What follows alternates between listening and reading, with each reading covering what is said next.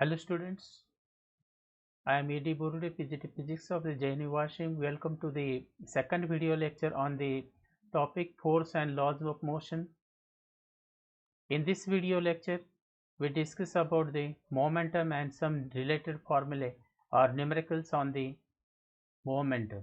In the last video lecture, we discuss about the force, what are the types of the force, what is the purpose of the force. ये चार purpose पांच purpose देखे थे. Force rest का position change करने के लिए, moving body को रोकने के लिए, या चेंज स्पीड को चेंज करना है किसी बॉडी के तो हमें फोर्स जरूरत है. डायरेक्शन को चेंज करना है तो फोर्स चाहिए. शेप एंड साइज चेंज करना है तो फोर्स चाहिए.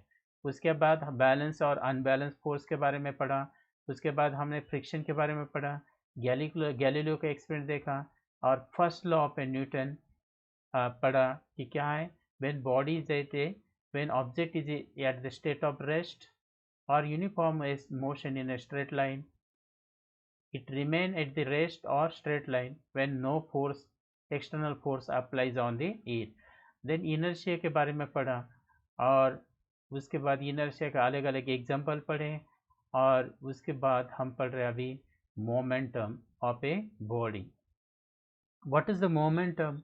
The momentum is the product of the mass and velocity. अगर mass और velocity का product है, this known as a momentum. अब इसके पहले हमने SI यूनिट इसके बारे में पढ़ा.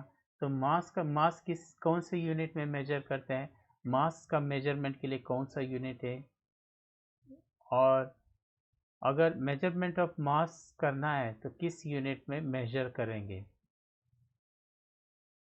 तो मास इक्वल टू मास कैसे मेजर करते हैं. Mass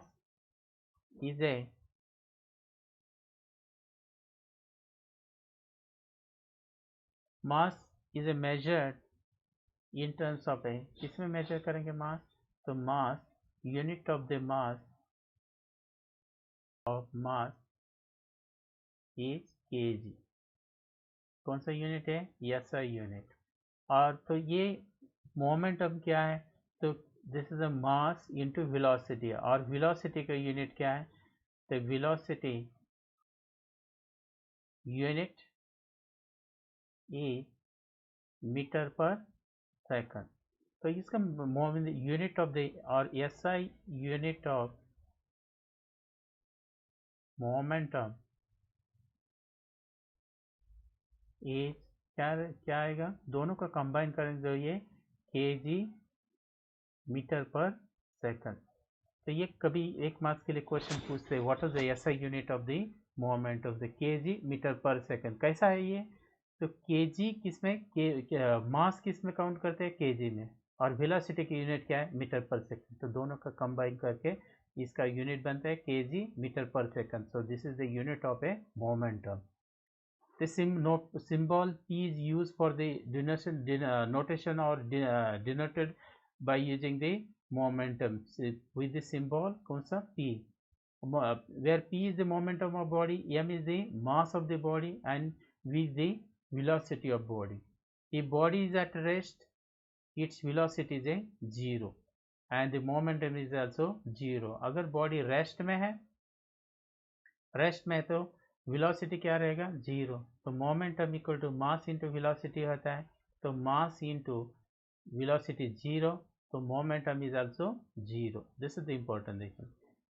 and SI unit of the momentum is kg metre. ये लिखा है, ठीक है, ओके. तो example, a truck moving with the very low speed can kill the person standing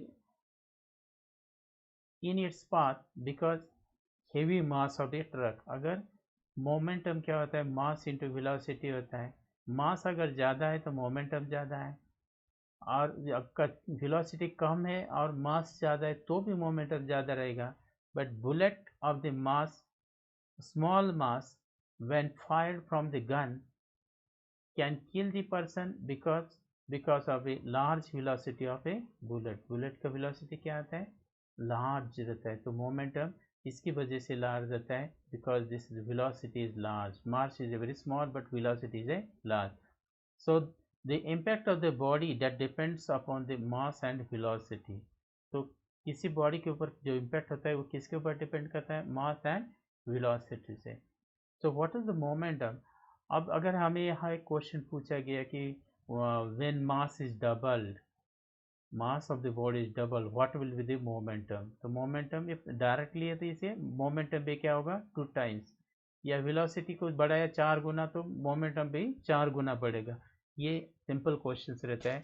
what happened to the momentum when mass is double, what happened to momentum when velocity is reduced by the half the value, ऐसे question आता है तो हम इसे easily कर सकते हैं। अब देखो इससे related कुछ questions। calculate the momentum of 110 kg of a mass, 110 kg of a kg, calculate the momentum of a 110 kg football player running with the velocity लिखा है 8 meter per second। what is the momentum then, momentum P is equal to होता है mv, simple question, 110 kg ये unit SI unit में है, ये भी SI unit में, कन्वर्शन का जरूरत नहीं है। अगर ये ग्राम में दिया होता तो हमें केजी में करना पड़ता था, और ये भी यूनिट सेंटीमीटर पर सेकंड दिया तो हमें मीटर पर सेकंड करना पड़ता था, लेकिन यहाँ दिया है डायरेक्ट तो हम डायरेक्ट रखेंगे। तो दिस विल बी है 0, 8, 8 और इसका यूनिट क्या है मास का केजी है और वेलोसिटी का मीटर पर सेकंड। तो ये मास का यहाँ केजी और ये और मीटर पर सेकंड यहाँ क्या है प्रोडक्ट है। तो this is the moment of a body. दूसरा क्वेश्चन है ये runway train car that has the mass, और इसका भी मास दिया है कितना 15,000 kg,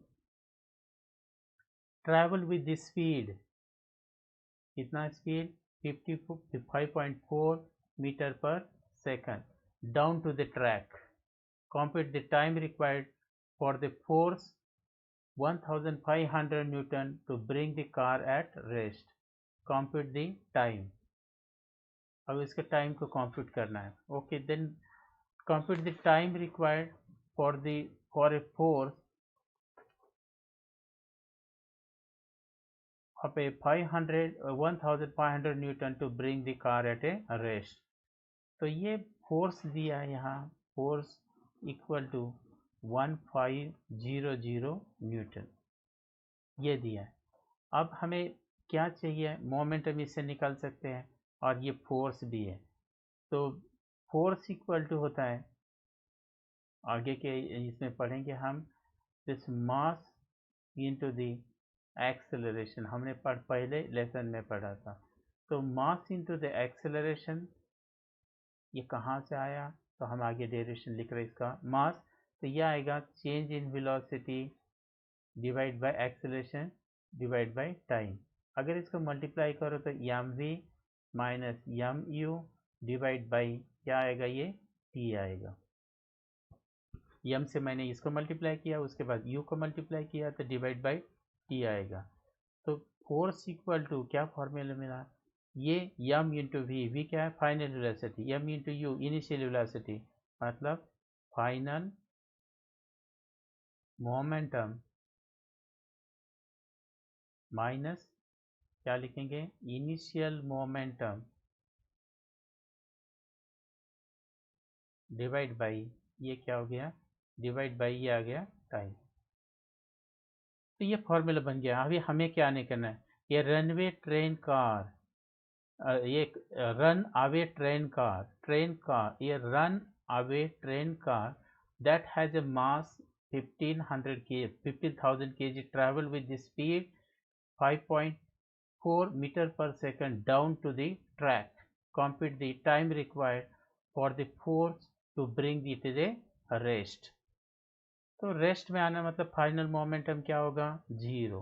तो एफ इक्वल टू क्या आ गया initial momentum, this final momentum 0, initial momentum कितना M into V M into U, initially इससे जा रहा था डिवाइड बाई टाइम टी।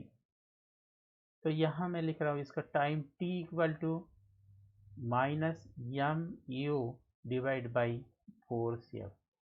तो this T equal to minus mass कितना है 15,000 kg।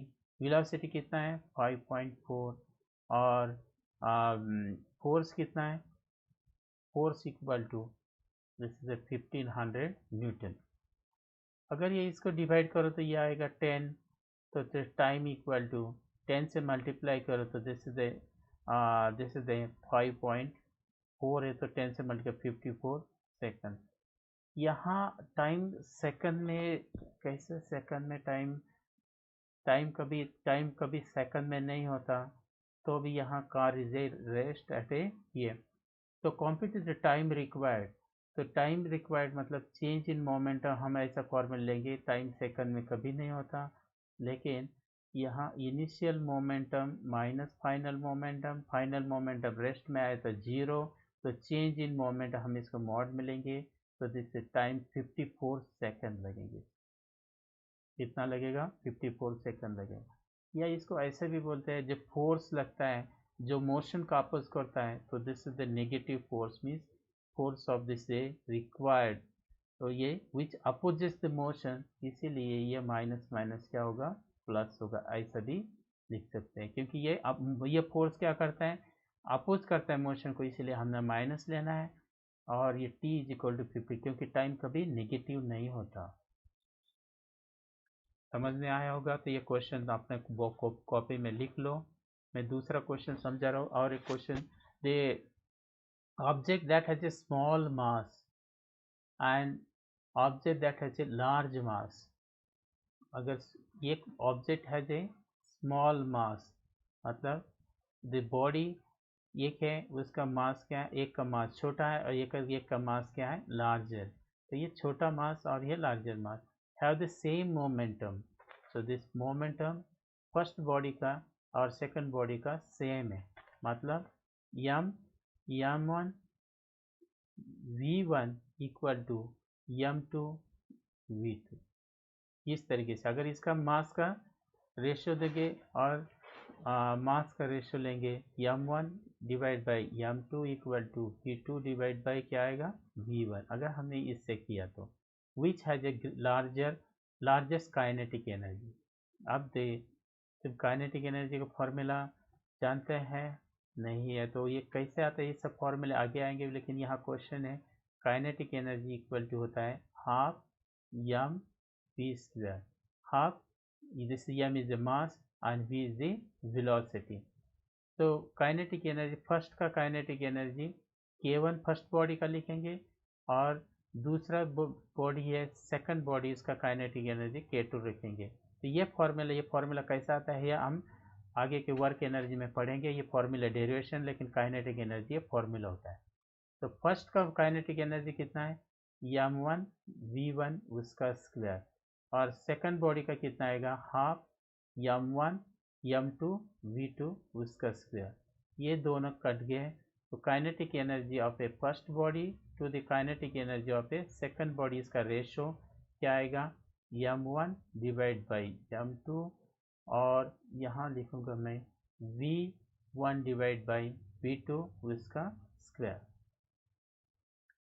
अब हमारे पास v1 v2 divide by v1 का वैल्यू है यहाँ, अगर ये लिखेंगे तो क्या लिखना है, हमें क्या फाइंड करना है, देखो विच has a largest kinetic energy, तो वो काइनेटिक एनर्जी हम मास के फॉर्म में कंपेयर करेंगे, तो m1 डिवाइड बाई m2, और हमारे पास जो वैल्यू हमने कैलकुलेट किया ये क्या है m1 divide by m2 equal to v2 divide by v1। उल्टा करो इसको, क्या गया m2 divide by m1 equal to v1 divide by क्या आएगा v2, और ये वैल्यू इसका है, ये इसका value v1 divide by v2 equal to इसका, तो यहाँ लिखेंगे m2 डिवाइड बाई m1 उसका स्क्वायर आएगा। तो kinetic energy of first body divide by kinetic energy of second body equal to m1 divide by m2 into m2 का यहाँ square आएगा, और ये m1 का स्क्वायर, एक इसके साथ कैंसिल हो जाएगा, ये इसके साथ कैंसिल हो जाएगा, तो कितना आएगा this equal to m2 divide by m1। अब लार्जर कौन है m2 है, लार्जर कौन है m2, और छोटा कौन है, m1 है, मतलब m2 is a greater than m1। हमने पहले से अश्यूम किया है यहाँ एक बॉडी लार्जर है, तो काइनेटिक एनर्जी किसका ज़्यादा रहेगा, तो first body which having a, अगर ये लिखेंगे दिस वैल्यू, ये जो वैल्यू है ये कितना ग्रेटर देन 1 आएगा, क्योंकि m2 बड़ा है m1 छोटा है, तो the value is a, this value is greater than 1 आएगा, ये 1 से ज़्यादा आएगा। मतलब क्या आएगा यहाँ, थोड़ा पेन चेंज कर देते हैं इसमें, कलर ऑफ द पेन।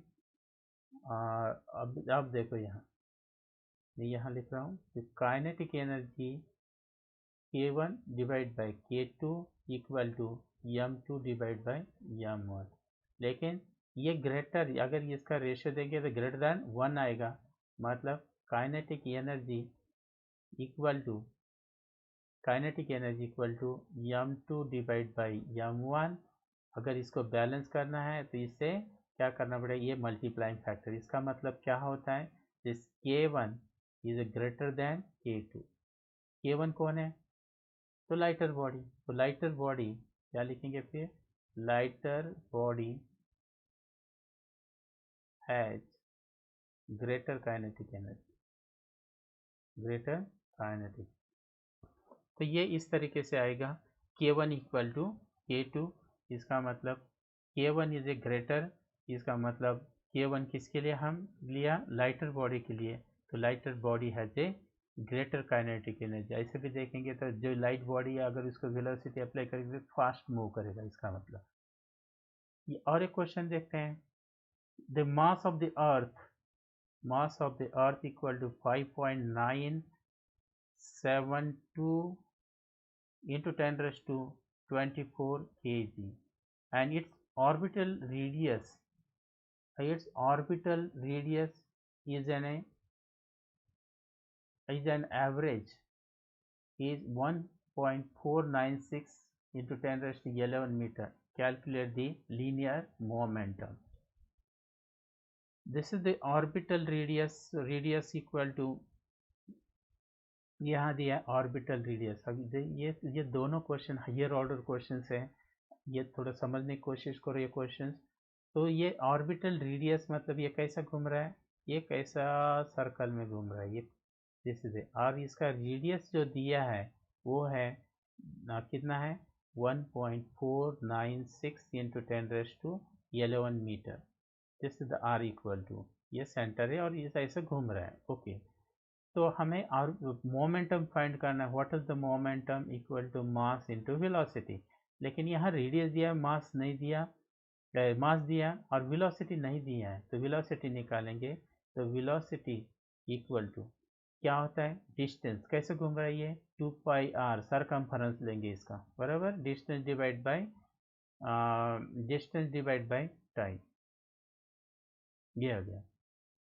अगर ये क्वेश्चन सॉल्व करने के लिए थोड़ा ज़्यादा कैलकुलेशन है, कैलकुलेटर यूज़ करते हैं तो भी हरकत नहीं है, लेकिन हमें मीनिंग पता चलना है कि किस तरीके से ये क्वेश्चंस करते हैं।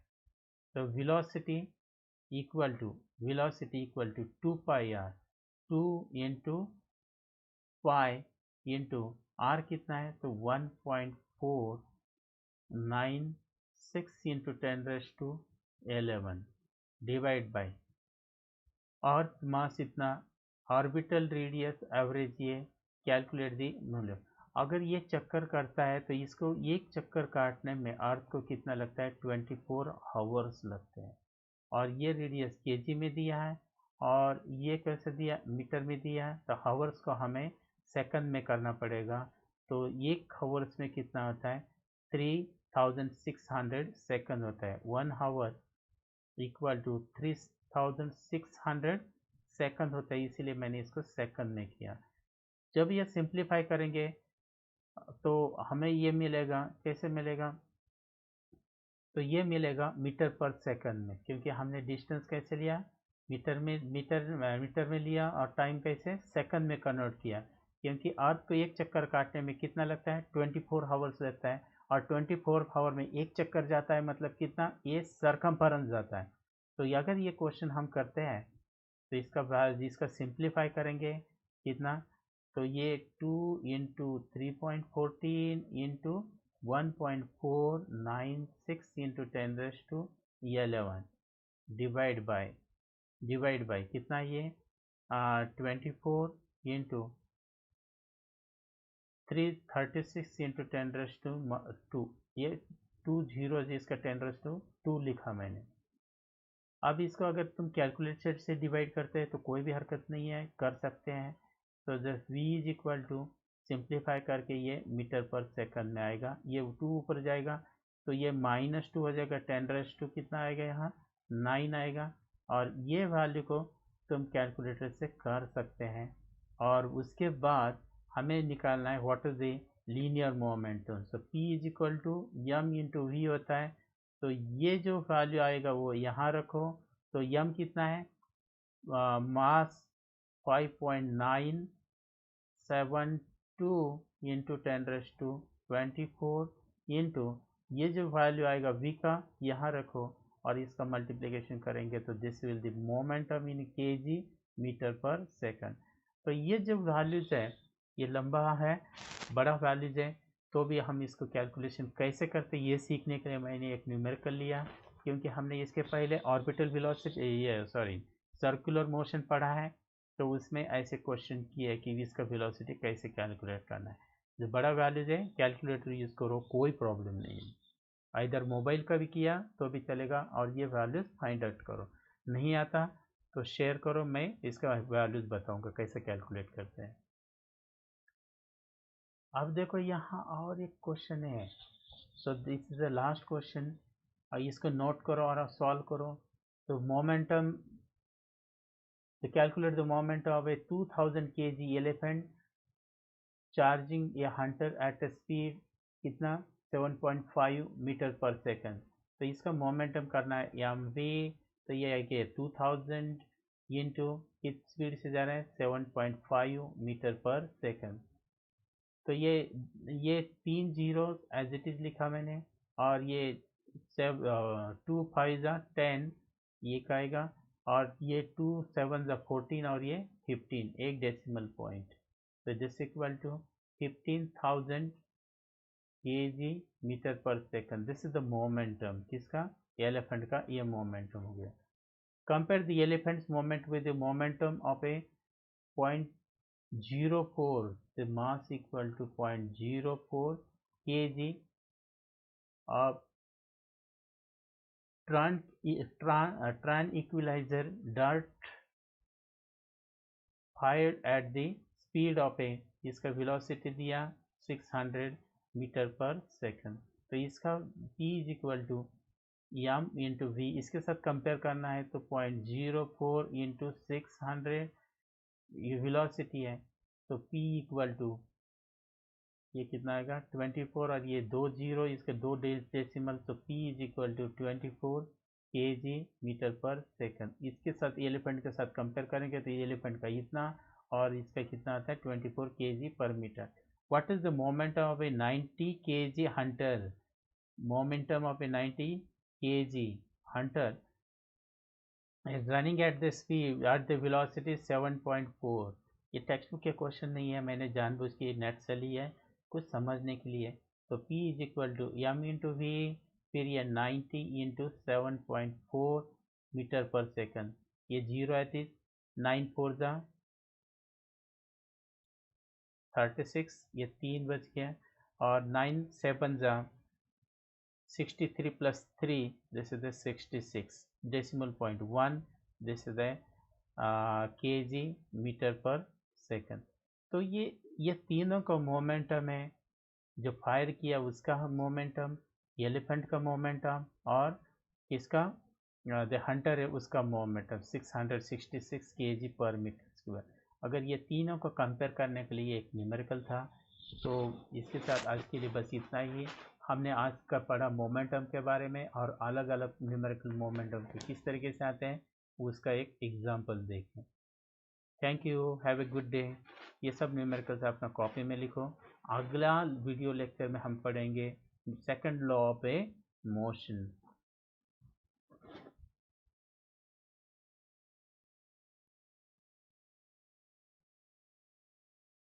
Thank you.